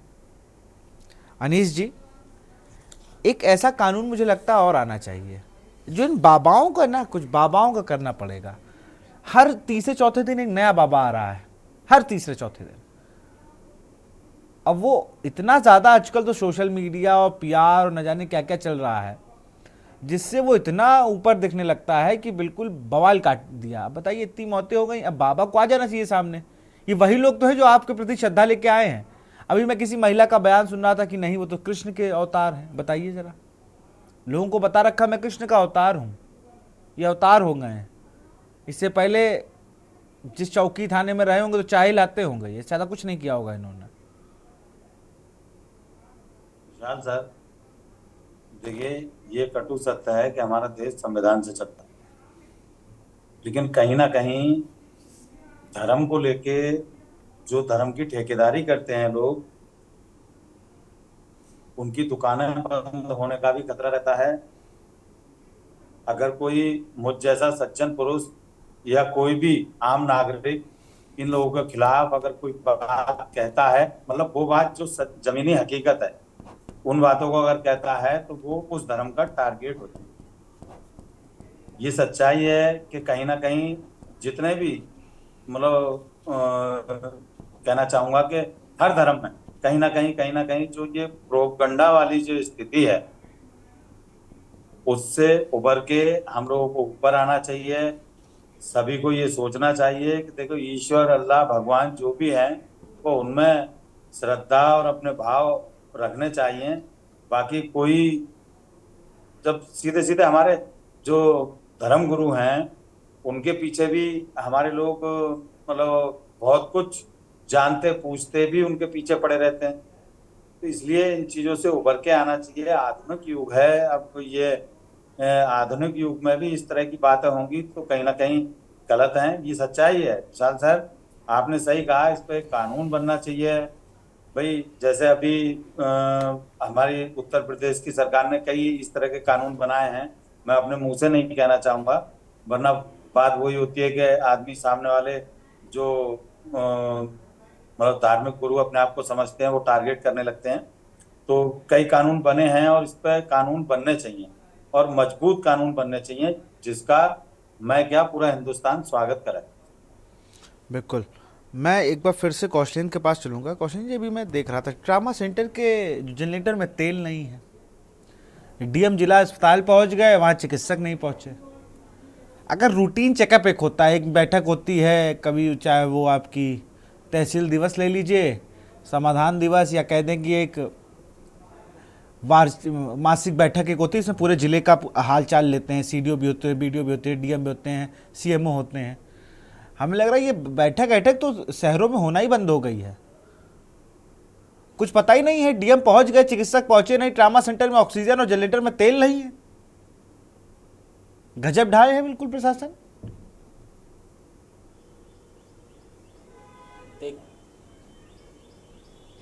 देखिए, आपको बताएं कि जब अधिकारी ईमानदार होता है और कर्म के प्रति जो है ईमानदारी अगर दिखाता है तो जिले की जो व्यवस्थाएं हैं वो ऑटोमेटिक सुधरना शुरू हो जाती हैं। आप ये जान लीजिए कि जिनके हाथ में जिले की कमान दी गई है उनका भी जो है पहले इतिहास भूगोल देख लेना चाहिए कि उनकी क्या स्थिति है। अगर वो बैठक लेते अधिकारियों को जो है टाइट करते तो ये अव्यवस्थाएं नहीं फैलती। इतनी बड़ी घटना हो जाने के बाद भी अगर वो सीख नहीं ले पा रहे हैं तो इससे बड़ी लापरवाही इस समाज के लिए तो हो ही नहीं सकता है। और तत्काल सरकार, क्योंकि इसमें बदनामी जो है प्रदेश की नहीं सरकार की हो रही, मुख्यमंत्री योगी आदित्यनाथ उत्तर प्रदेश के मुख्यमंत्री हैं, उनकी बदनामी हो रही कि जो चीज़ें सामने आ रही हैं, जो कमियां निकल के आ रही हैं। आप मासिक बैठक करते हैं, समीक्षा बैठक होती है, हर विभागों की होती है, जो भी चीज़ें आई, अभी स्कूल खुल गए हैं, देखिए स्कूलों की जो है समीक्षा बैठक होती है। और स्वास्थ्य ऐसी चीज़ें हैं कि 24 आवर जो है उस पर जो है कुछ ना कुछ करना ही पड़ेगा, चाहे वो जो है जो भी हो। और जब उस पे स्थितियां हैं, उनकी स्थितियां, उस जिले के सीएमओ को सोचिए कि क्या स्थिति होंगी। क्या वो जिले के सीएमओ किसी अस्पताल जाके निरीक्षण किया होगा कि हाँ वहाँ की क्या व्यवस्थाएं हैं, क्या चल रही हैं किसी अस्पताल का? तो व्यवस्थाएं जब देखता तब शासन को लिखता ना, वहाँ के जिला प्रशासन को लिखता कि हाँ हमारे हॉस्पिटल में जनरेटर में तेल नहीं रहता या व्यवस्थाएं चरमरा गई हैं, इसको सुधारा जाए। तो ये सब चीज़ होती हैं। वहाँ जैसे अफसर होगा, जो बड़ा अफसर जिले का होगा, वैसे अधीनस्थ अगर नहीं होंगे तो कॉमन सी बात है कि वो अपनी रिपोर्ट देंगे। जब डीएम साहब और बड़े साहब जब निकलेंगे ही नहीं, अपनी कुर्सी छोड़ेंगे ही नहीं, तो छोटे अफसर तो अपनी ही कुर्सी पे हो तो चपने के लिए बैठे हुए हैं। आप देखिए कि जो व्यवस्थाएं वहाँ पे होनी चाहिए थी, अगर घटना हो भी गई, घटना को फौरी तौर पे देखिए वो नहीं होता है। आपदा के लिए जो है मॉक ड्रिल करवाया जाता है, हर जिला प्रशासन करवाता है। समय समय पर देखिए, आपको विजुअल और वाइट खबरें आती रहती होंगी कि मॉक ड्रिल होता है कि कोई भी आपदा आ जाए, कोई भी दिक्कत आ जाए, उससे कैसे निपटा जाए। सोचिए वो मॉक ड्रिल का क्या मतलब, उस मॉक ड्रिल सिर्फ दिखाने के लिए हो रहा है, उस पर पैसे खर्च कर रहे हैं सरकार के। ये अफसर क्या करते हैं, सिर्फ चाहे कान इधर से पकड़े चाहे उधर से, इनको क्योंकि अपना उल्लू सीधा करना होता है। और यही कारण रहा कि कल इतनी बड़ी घटना होने के बाद 1-1.5 घंटे तक वहां कोई व्यवस्था लोगों को नहीं मिल पाई और भीड़ इतनी ज्यादा इकट्ठा हो रही थी। वहां का प्रशासन, स्थानीय प्रशासन, जो लोकल प्रशासन था, अगर वो चाहता जिला प्रशासन को सूचित कर सकता था कि नहीं भीड़ बहुत ज्यादा है, स्थितियां बरसात का जो है जिस तरह से उमस बढ़ी है, वहां सोचिए गैदरिंग कितनी होगी, कैसे लोग बैठे होंगे, बच्चे बूढ़े बुजुर्ग जितने भी लोग रहेंगे किस परेशानी में रहे होंगे। और जब बाबा का इतना जलवा है तो बाबा सोच लीजिए कि वही बाबा सिपाही में भर्ती थे। अगर आज वो सिपाही भर्ती करते होते तो कई नेता और अफसरों को सुरक्षा कर्मी से ज्यादा कुछ ना होते। लेकिन सोचिए कि उन्हीं बाबा के चरणों में कई राजनेता और कई IAS IPS जाके चरणों में गिरते हैं। तो ये स्थितियां हैं, इस देश की विडंबना है। इसीलिए कहा गया धर्म में भक्त होना तो जरूरी है लेकिन अंधभक्त होना नहीं है। अभी जो महिला आयोग के अध्यक्ष ने कहा कि महिलाओं को आगे आना चाहिए, उनको बात बतानी चाहिए, क्योंकि वो महिलाएं जो है उनको अपना जो है भगवान मान ली है। न वो सामने आ रही, न बाबा का नाम ले रही है, न उसके नाम की FIR तक नहीं हो रही है। जिला प्रशासन की भी सोचिए कि वो जो FIR हुई है वो चौकी इंचार्ज की तरफ से हुई है। सोचिए अगर वहाँ की पब्लिक, जो वहाँ जनता थी जिनके पीड़ित हैं, अगर वो सामने आ जाते तो ऑटोमेटिक FIR उसके नाम हो जाती और आज पुलिस उनके पीछे घूमती कि कहाँ है पता लगा लेती। लेकिन कोई मतलब नहीं है। अब ये स्थितियाँ हो गई हैं, चाहे वो नेता हो चाहे वो बाबा हो, यही स्थितियाँ सबकी हो गई। जितने बाबा हैं अगर आप उठा के देख लीजिए, उसमें कुछ ऐसे बाबा होंगे कि अगर उनका इतिहास भूगोल उठा के देख लीजिए, कई मुकदमे में वांछित और अपराधी रहे हैं, ये भी देख लीजिए जो है। और जब कोई बात आती है जिला प्रशासन या किसी से भिड़ंत होती है तो जिला प्रशासन पूरी कच्चा चिट्ठा खोल के देख रहा कि बाबा के ऊपर इतने मुकदमे हैं, सुरक्षा कर्मी कैसे ले चलेंगे। ये भी अभी आपने जल्दी में ही देखा होगा। अरे बिल्कुल, वो तो प्रोटोकॉल मुख्यमंत्री से ज़्यादा का है। मैं आपके पास आऊँगा और मोहम्मद साजिद का भी रुकूंगा। मुरादाबाद से खबर है, सांसद रुचि वीरा ने जांच की मांग की है।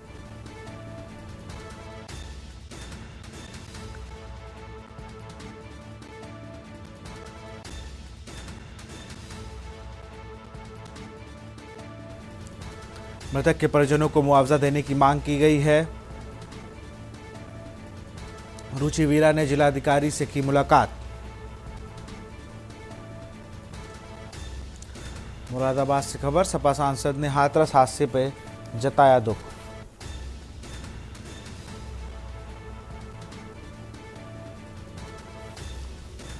मृतकों के परिजनों को मुआवजा देने की मांग की गई है। देखिए, सबसे पहले तो मैं जो हाथरस में जो भगदड़ हुई है सत्संग में, उसमें जिन लोगों की भी मतलब इस हादसे में, इस दुर्घटना में मृत्यु हुई है और जो कि भारी तादाद में हुई है, मैं उस पर अपना बहुत दुख व्यक्त करती हूँ। और भाई जिन्होंने भी इस सत्संग की परमिशन दी थी और उचित व्यवस्था नहीं करी श्रद्धालुओं के आने जाने की, तो ये बड़ा ही दुखदाई एक प्रकरण है। और भाई मैं सरकार से भी मांग करती हूँ कि उनके परिवारजनों को उचित मुआवजा भी मिले। और वाकई ये दुखद घटना है। आज डीएम साहब से मुलाकात हुई। हमारे शहर में आप सब लोगों के संज्ञान में है ही कि जो डूब क्षेत्र है या ये जो हमारी रामगंगा के किनारे पर भारी तादाद में लोग रहते हैं और आज से नहीं 50 वर्षों से यहाँ वहाँ पे रहते आए हैं और वहाँ सारी व्यवस्थाएं की गई हैं महानगर के द्वारा भी, चाहे बिजली हो, चाहे सड़कें हों और चाहे और अन्य सुविधाएं हों। और इस वक्त की बड़ी खबर आ रही है, हाथरस हादसे पे न्यायिक जांच के आदेश हो गए। हाईकोर्ट के रिटायर्ड जज की निगरानी में होगी जांच। हाथरस हादसे की जांच के लिए एसआईटी गठित। हाथरस हादसे के बाद न्यायिक जांच के आदेश जारी कर दिए गए हैं। हाई कोर्ट रिटायर्ड जज की निगरानी में होगी जांच।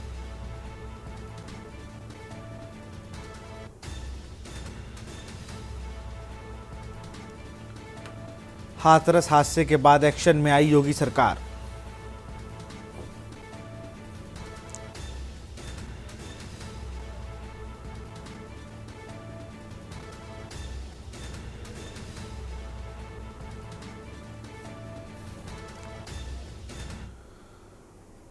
और हाथरस के इस कांड पर रूस और जापान के राष्ट्रपति ने भी आभार।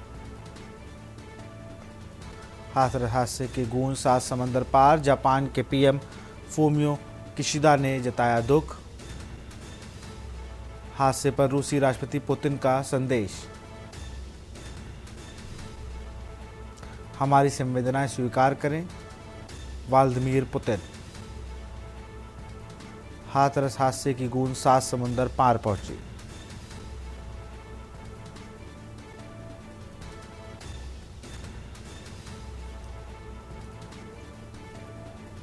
हादसे पर रूसी राष्ट्रपति पुतिन का संदेश। हमारी संवेदनाएं स्वीकार करें, व्लादिमीर पुतिन।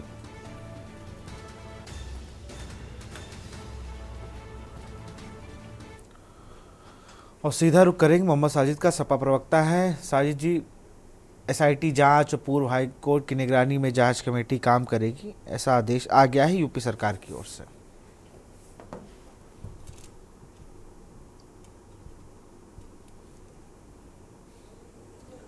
देखिए, जांच होनी चाहिए। जांच के बाद काफी सरकार देरी से चल रही है, उस पर तुरंत जांच कमेटी गठित होनी चाहिए और ये एक बड़ा मामला है। और इस आयोजन को लेकर सबसे पहले जो तैयारी थी, आयोजन थी, वो इटावा में थी और इटावा में प्रशासन से वहां अनुमति मांगी गई थी, लेकिन इटावा के प्रशासन ने इतने बड़े आयोजन व्यवस्थाओं के साथ ही जो आयोजकों की तरफ से कुछ कमियां थी, जिसके चलते उन्होंने परमिशन नहीं दी थी। और जब इटावा में परमिशन नहीं मिली, उसके बाद जो है वो इन्होंने हाथरस में ये कार्यक्रम कराया है। अब जब इस कार्यक्रम को इटावा में नहीं मिली थी, तो एक बार हाथरस के प्रशासन को इटावा के प्रशासन से बात करनी चाहिए थी कि क्या क्या वजह रही। तो जब उन्होंने नहीं दी थी, तो अगर ऐसा कुछ था तो उनको भी परमिशन नहीं देनी चाहिए थी। कहीं ना कहीं प्रशासन की बड़ी चूक है।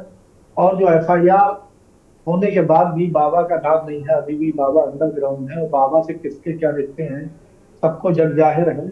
और सबसे बड़ी चूक है कि जब 80,000 की भीड़ से अधिक भीड़ हो रही थी, तो प्रशासन ने इसके बाद भी कहीं कोई जो जिम्मेदार थे वहां उस वक्त, उन्होंने क्यों नहीं रोका लोगों को, या जब बढ़ रही थी भीड़ तो व्यवस्थाएं और क्यों नहीं की। ये वही तमाम जो मैं देखता हूँ कि अभी पिछले दिनों एक कब्रिस्तान में एक पूर्व सांसद की मिट्टी दी जा रही थी, तो वहां तो डीएम ने जो है वो भीड़ को रोकना शुरू कर दिया था, जो कि एक सुपुर्दे खाक किया जा रहा था, जिनका अंतिम संस्कार हो रहा था, अंतिम जो है वो उनको सुपुर्दे खाक किया जा रहा था कब्रिस्तान में। तो जब ऐसे आयोजन में जहाँ भीड़ जिसकी कोई अनुमति ली नहीं जाती है, लोग अपने अपने उस आस्था में पहुंचते हैं, लोग अपने मोहब्बत में पहुंचते हैं किसी के अंतिम संस्कार में या सुपुर्दे खाक में, तो जब वहां एक डीएम का वीडियो काफी वायरल हुआ, वहां रोक रही थी, तो यहाँ तो 80,000 की परमिशन दी गई थी, उसके बाद भी जब भीड़ बढ़ी तो लोगों को रोका क्यों नहीं गया। और आप देखिए कि किस तरीके से स्वास्थ्य सेवाओं का क्या हाल है, कि अभी महिला आयोग की जो अध्यक्ष है उनके सामने बताया जा रहा था कि वहाँ ऑक्सीजन नहीं थी, वहाँ दवाएं नहीं थी, वहाँ जो चिकित्सा कर्मी थे खुद पहले ही बेहोश होने लगे। तो आप ये स्थिति का अंदाजा लगा सकते हैं कि क्या स्वास्थ्य सेवाओं का हाल है यूपी में। और इससे पहले भी जो है वो स्वास्थ्य सेवाओं को लेकर अभी एक रिपोर्ट भी आ चुकी है, डॉक्टरों की कमी है, आवश्यक दवाएं नहीं है, और जो इंस्ट्रूमेंट है वो नहीं है, और जहाँ इंस्ट्रूमेंट है उनके चलाने के लिए जो है वो प्रशिक्षित कर्मचारी नहीं है। तो स्वास्थ्य सेवा ये हर कहीं फेल है, और कहीं ना कहीं दूसरों को जिम्मेदार ठहराते हैं। हो सकता है ये कह दे कि बाबा का एफआईआर में नाम के लिए हमसे पूर्व पीएम जवाहरलाल नेहरू जी ने मना कर दिया था, इसलिए बाबा का नाम नहीं है। तो ये कहीं ना कहीं खुद की कमियां है। 7 साल से सरकार है, उसके बाद भी व्यवस्थाएं कहीं संभल नहीं रही है। और जो वो बात चल रही थी कि 2000 में जो मुकदमा हुआ था, तो जो 2000 में सरकार थी वो भारतीय जनता पार्टी की थी, और रामप्रकाश मुखर्जी जी से लेके और कल्याण सिंह जी और राजनाथ सिंह जी तक मुख्यमंत्री थे। और 2000 के बाद जो है 2001 में बसपा की सरकार बनी थी, 1.5 साल चली, जो भाजपा और बसपा दोनों के गठबंधन से सरकार चल रही थी। तो अगर 2000 में कोई बाबा के खिलाफ मुकदमा हुआ था तो सरकार को उसी पर कार्रवाई करनी चाहिए थी। और महाराज जो है वो अब तक 24 साल बाद बाबा, इतने बड़े बाबा नहीं बनते, और उनके खिलाफ कार्रवाई हो जाती है, जो सुनवाई जांच होती है। तो कहीं ना कहीं लगातार हर मोर्चे पर विफल है।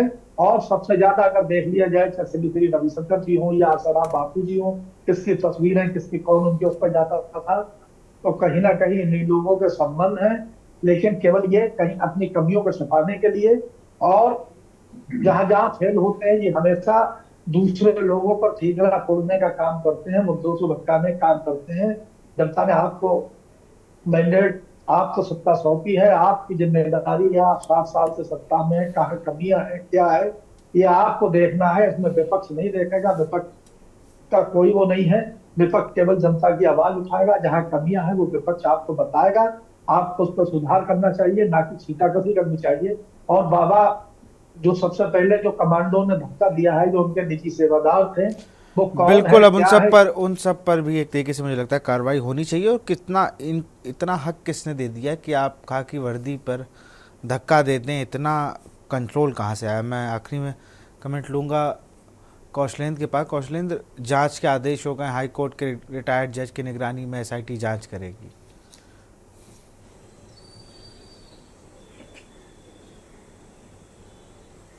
जी बिल्कुल, देखिए आपको बताएं कि कल ही जो है, क्योंकि डीजीपी और मुख्य सचिव वहाँ पे लगा दिए गए थे, कल देखिए शाम को वहाँ पे सब पहुँच गए।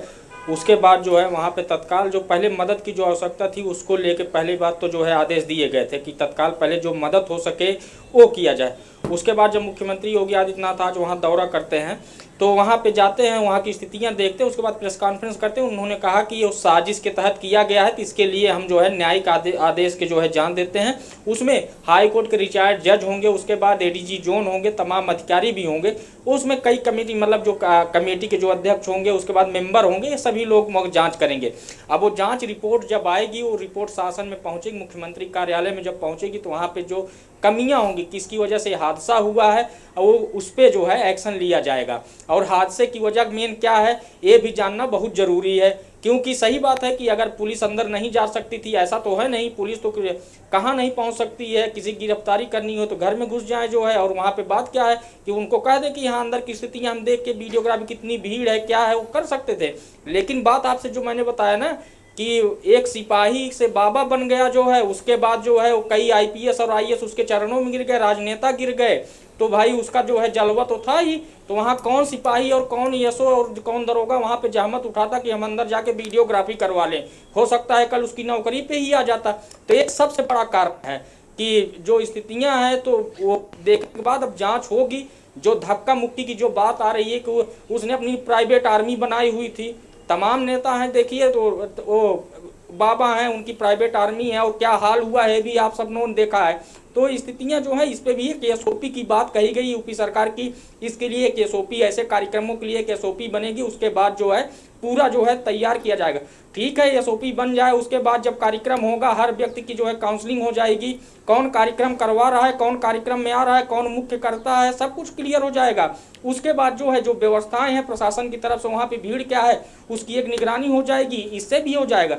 लेकिन जब हादसे हो जाते हैं उसके बाद जो एक्शन होता है कि अभी ट्रीटमेंट तक ही सीमित रह गया, लाशों गिनने का काम और मुआवजा देने तक ही सीमित रह गया है, तो ऐसे एसओपी का भी कोई मतलब नहीं। अब जो कार्यक्रम जो करवाएगा उसके लिए एसओपी आप बनाते रहिए, लेकिन मौजूदा समय में जो स्थितियां हैं, वहाँ की जो परिस्थितियां हैं, उसको देखना चाहिए कि आखिर वहाँ क्या है। न्यायिक जांच के आदेश दिए, अच्छी बात है कि न्यायिक जांच हो, पूरा जो है दूध का दूध पानी का पानी हो जाए कि आखिर ये हादसा हुआ कैसे। बिल्कुल, और आप एसओपी बनाते रहिए और करते रहिए एसओपी। इस एसओपी का कितना ये एसओपी काम करेंगी ये भी देखना होगा। बहुत बहुत शुक्रिया आपका कौशलेंद्र, तमाम जानकारी के लिए। चंद्रजीत आपका भी शुक्रिया, ज्ञानेश आपका भी बहुत बहुत शुक्रिया, मोहम्मद साजिद आपका भी बहुत बहुत शुक्रिया, और अनीश अंसारी आपका भी बहुत बहुत शुक्रिया।